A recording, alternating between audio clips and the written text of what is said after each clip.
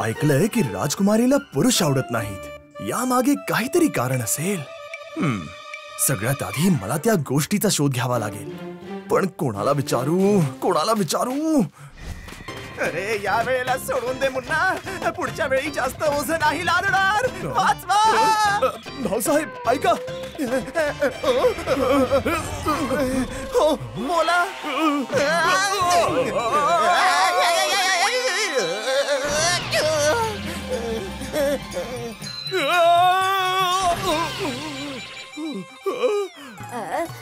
खुश रहा बाळा.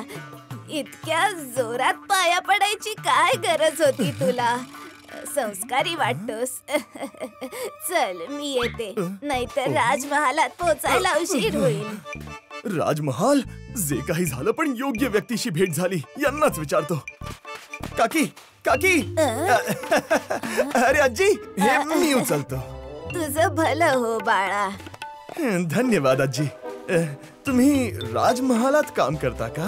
हो बाळा. ओ, मग तर तुम्ही राजकुमारी पद्माला पण ओळखत असाल. हो ओळखते ना, लहानपणापासून.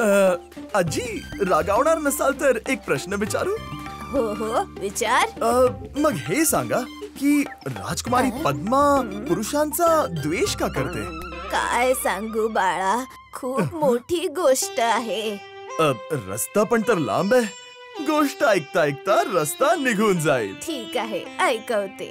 राजकुमारीला लहानपणापासूनच एका दासी प्रती खूप माया होती. त्याच दासीने सुरुवातीपासूनच तिचं संगोपन केलं होतं आणि त्याच दरम्यान ती रोज राजकुमारीला एकच गोष्ट ऐकवत होती. गोष्ट होती एका सुंदर मैना कुटुंबाची, ज्यामध्ये मैना, तिचे पती आणि 2 मुलं होती. सगळे जण आनंदाने आपल्या घरट्यामध्ये राहत होते. पण एके दिवशी झाडाला आग लागली. बिचारी मैना तिच्या पतीला म्हणत राहिली की त्याने तिला आणि त्यांच्या मुलांना सुरक्षित जागी घेऊन जावं.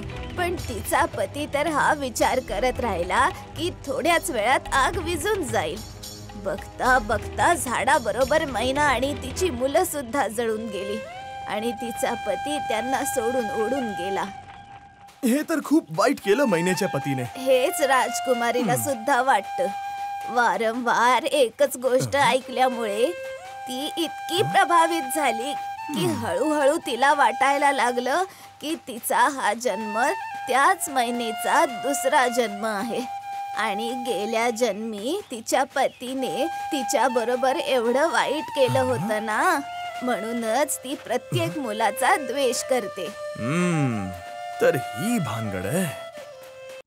If you like this video, subscribe to our channel Murthy Media.